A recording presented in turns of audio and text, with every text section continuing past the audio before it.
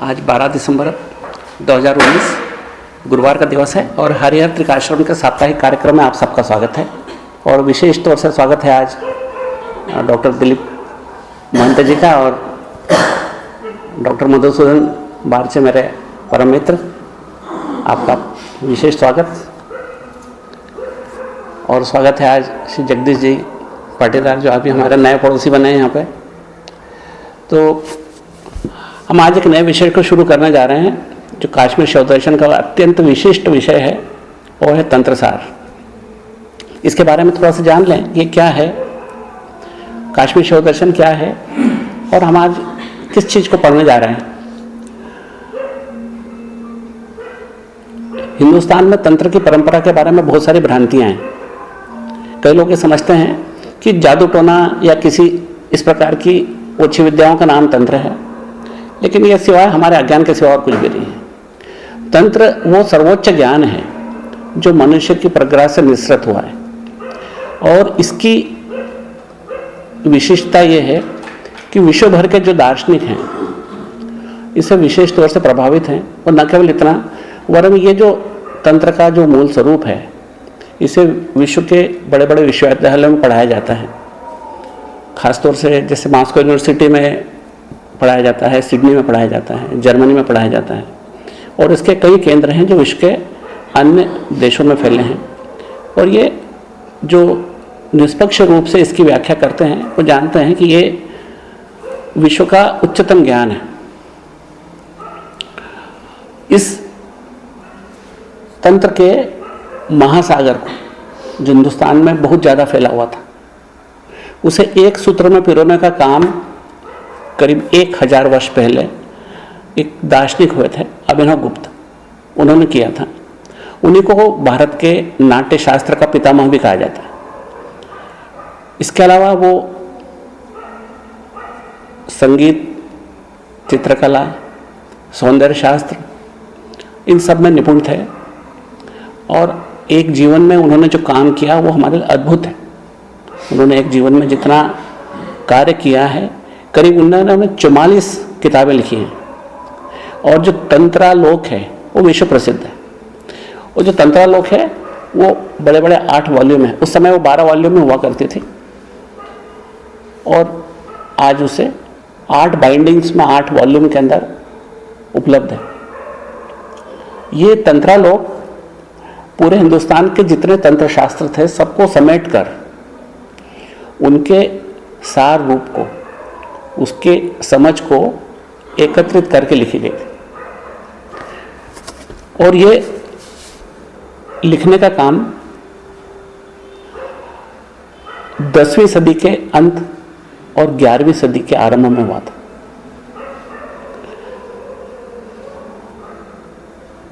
इसके लिखने के रचने के बाद में उन्हें इस बात का एहसास हुआ कि शायद ये इतना विशाल ग्रंथ जिसको कुछ लोगों की पहुंच तो होगी जो तार्किक हैं, तीक्ष्ण बुद्धि से युक्त हैं, जिनकी प्रज्ञा उच्चतम स्तर पर है, लेकिन वो साधारण जन जो हिंदुस्तानी तंत्र के बारे में जानना चाहेंगे उनके लिए ये ग्रंथ बहुत दूर की बात हो जाएगी क्योंकि उसमें उनकी पहुंच नहीं हो पाएगी। इस बात को ध्यान में रख के उन्होंने अपने उसी ग्रंथ का सार स्वयं अभिनव गुप्त ने तंत्र सार के रूप में लिखा।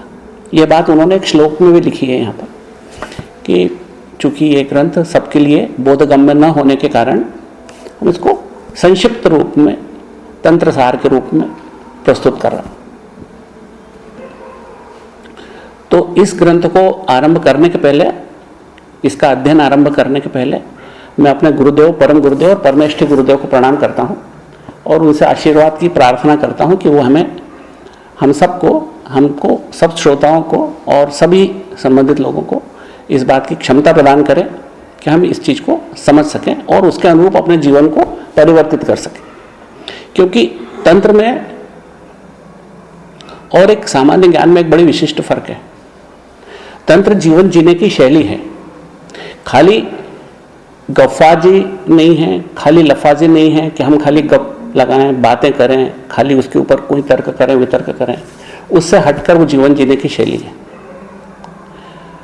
इसमें वर्णनात्मकता से ज़्यादा क्रियात्मकता का महत्व, और क्रियात्मकता जो है वो बाह्य से ज़्यादा आंतरिक है, और बाहरी क्रियाएं कम महत्वपूर्ण हैं। वो क्रियाएं जो हम अपने इस शरीर के भीतर करते वो ज़्यादा महत्वपूर्ण है। जैसे अगर किसी को ये कहा जाए कि देखो, अगर तुम तैरना सीखना चाहते हो, नदी किनारे जाओ, पानी में इस तरह से उतरो, इस तरह से हाथ चलाओ, पैर चलाओ, आप डायग्राम बना के उसको बताओ। ये एक तरीका है जिसको हम कह सकते हैं एक वैदिक विधि है, जिसे हम कहते हैं कि इस तरीके से आप इस क्रिया को करो। तंत्र कहता है बच्चों को पानी में डाल दो, वो तैरते सीखेगा, वो डूब ना जाए उसकी हम रक्षा करने को खड़े हैं पीछे। उसको उसकी प्रैक्टिकल एस्पेक्ट से ज़्यादा महत्व, उसके जो क्रियात्मक पक्ष है उसका, वो उसके लिए ज़्यादा महत्वपूर्ण। तो जीवन के क्रियात्मक पक्ष में हम कैसे अद्वैत को आत्मसात कर सकें, ये इस बात का हामी भरता है, इस बात की पुष्टि करता है, इस बात का फेवर करता है, बजाय इसके कि खाली हम उसकी विवेचना या व्याख्या करते रहे। अब यहां पर हम तंत्र शास्त्र का अध्ययन जब करने जाते हैं तो अभिनवगुप्त पादाचार्य सबसे पहले अपने माँ विमल देवी को प्रणाम करते हैं, पिता नरसिंह गुप्त को प्रणाम करते हैं, और उनके जो त्रिक शास्त्र के, यानी ये जो शास्त्र है इसका नाम त्रिक शास्त्र है, तो त्रिक शास्त्र के गुरु शंभुनाथ को वो प्रणाम करते हैं। और इस प्रणाम की परंपरा के बाद वो शिव के स्वरूप का निरूपण करना चाहते हैं कि शिव क्या है और हम क्या हैं, हम में और शिव में क्या भेद है, और हमारे मनुष्य जन्म के क्या कर्तव्य हैं। इस मनुष्य जन्म मिला है तो निश्चित रूप से कुछ न कुछ परमात्मा का विशेष प्रयोजन है, क्योंकि अन्य सब जन्मों में, अन्य सब योनियों में भिन्न भिन्न प्रकार के हमको जीव जंतु संसार में दिखाई देते हैं, जिनकी कोई बहुत ज़्यादा सीमित संख्या नहीं, असीम संख्याओं में हमको भिन्न भिन्न जीव जंतु दिखाई देते हैं। लेकिन एक चीज़ बड़ी विशिष्ट दिखाई देती है कि मनुष्य के पास एक विशिष्ट विवेक है, और वो विवेक अन्य जीव जंतुओं को दिए गए विवेक से अत्यधिक उच्चतर स्तर पर है।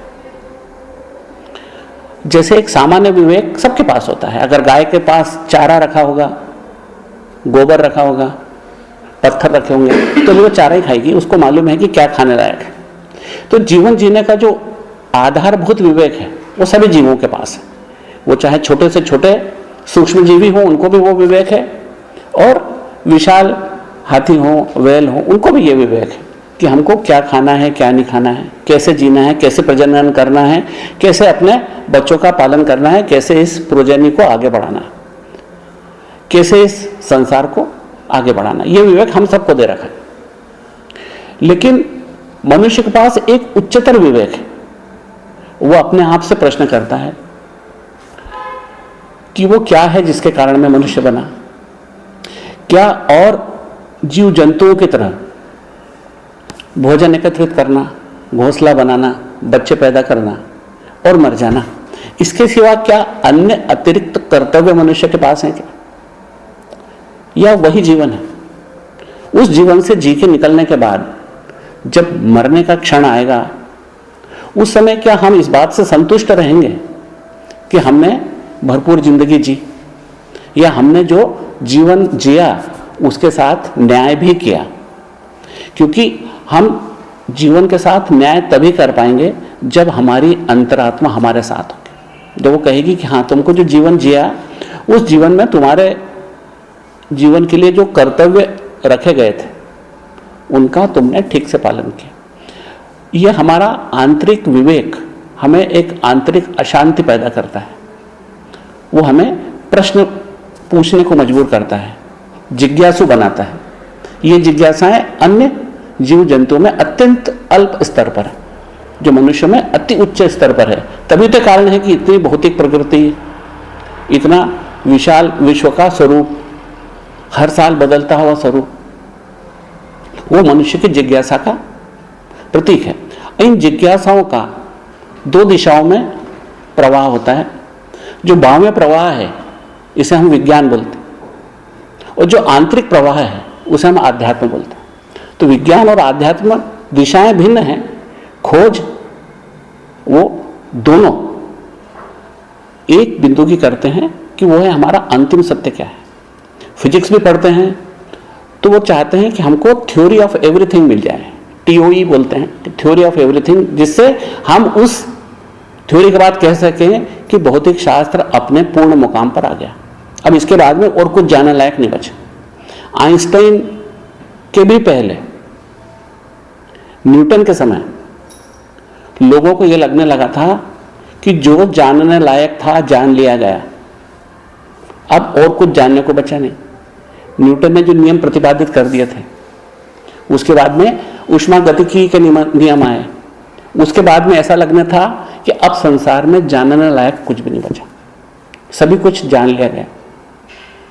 लेकिन तभी आइंस्टीन आए, उन्होंने सापेक्षिकता का सिद्धांत रखा, जो समझने में आरंभिक रूप से अति दुरूह था, लेकिन धीरे धीरे लोगों को समझ में आया कि ये पूर्ण सत्य है। इसके बाद में और सिद्धांत आ गए, क्वांटम भौतिकी का विकास हुआ, और उसके बाद में मनुष्य को लगने लगा कि हम इस ज्ञान सागर में बड़े बौने हैं, अभी हमको बहुत कुछ जानना बाकी। पहले विज्ञान में ये बात महसूस होती थी कि सब कुछ कैलकुलेबल है, जो कलम के भीतर है, जिसकी गणना की जा सकती। अगर एक पत्थर को फेंकेंगे तो कब कहाँ गिरेगा इसकी गणना की जा सकती, कब चंद्र ग्रहण होगा इसकी गणना की जा सकती, कब सूर्य ग्रहण होगा, कब वर्षा होगी। इस तरह इन सब चीज़ों की गणना संभव है। और तभी तो न्यूटन ने कहा था कि मुझे इस ब्रह्मांड के उद्भव के समय के समस्त बलों के बारे में जानकारी दे दो तो मैं इस ब्रह्मांड का भविष्य बता दूंगा। उनकी बात भी सत्य थी, क्योंकि उस समय के ज्ञान में यह तय था कि हम हर चीज को कैलकुलेट कर सकते, हम सब कुछ गणना करने के सीमा के भीतर था। लेकिन क्वांटम भौतिकी ने ये जड़ हिला के रख दी। उसका एक सिद्धांत है थ्योरी ऑफ अनसर्टेनिटी, यानी अनिश्चितता का सिद्धांत। यानी अगर आपको किसी कण के बारे में स्थान पक्का मालूम है तो उसकी गति के बारे में पक्का नहीं बता सकते, और अगर पक्का गति के बारे में मालूम है तो उसके स्थान के बारे में आप नहीं बता सकते। यानी दो में से एक ही चीज को ठीक से जान सकते हो, दोनों चीजों को एक साथ जानना असंभव है। इस प्रकार की बात से ऐसा लगने लगा कि हम अभी पूर्ण ज्ञान से बहुत दूर हैं, और ये पूर्णता आज भी एकदम पूरी नहीं हुई, जब तक कि हमको वो किसी दिन वो विज्ञान की थ्योरी, जिसको हम कहते हैं समस्त ज्ञान का सिद्धांत, थ्योरी ऑफ एवरीथिंग, वो मिल जाए। वो अभी तक नहीं मिला है। ऐसी हमारी अंतर यात्रा, उस अंतर यात्रा में भी हमें कई मुकाम आते हैं। जब हम भीतरी यात्रा करते हैं तो कहीं हमें पहले पहले प्रसन्नता महसूस होती है, शांति महसूस होती है, और जो अंतरतम हृदय पर पहुंचने के पहले कई तरह की प्रकट और अप्रकट सिद्धियां महसूस होती। ये सब रास्ते की रुकावटें हैं या माइलस्टोन्स, लेकिन इनके भीतर, इन सब के भीतर है वो है हमारा स्वात्म ज्ञान या सेल्फ रियलाइजेशन। वो सेल्फ रियलाइजेशन या आत्मज्ञान, उस आत्मज्ञान की ही चर्चा तंत्र में है। समस्त तंत्र इस संसार के विशिष्टताओं को समेटते हुए समस्त यात्राओं को केंद्र की ओर उन्मुख करता है, और उस केंद्रोन्मुख यात्राओं में आपके अपने अस्तित्व के केंद्र को ही आप टारगेट बना के वो उस यात्रा का संचालन करता है। तो इसी का नाम तंत्र है। और तंत्र के बारे में जो और बहुत सारी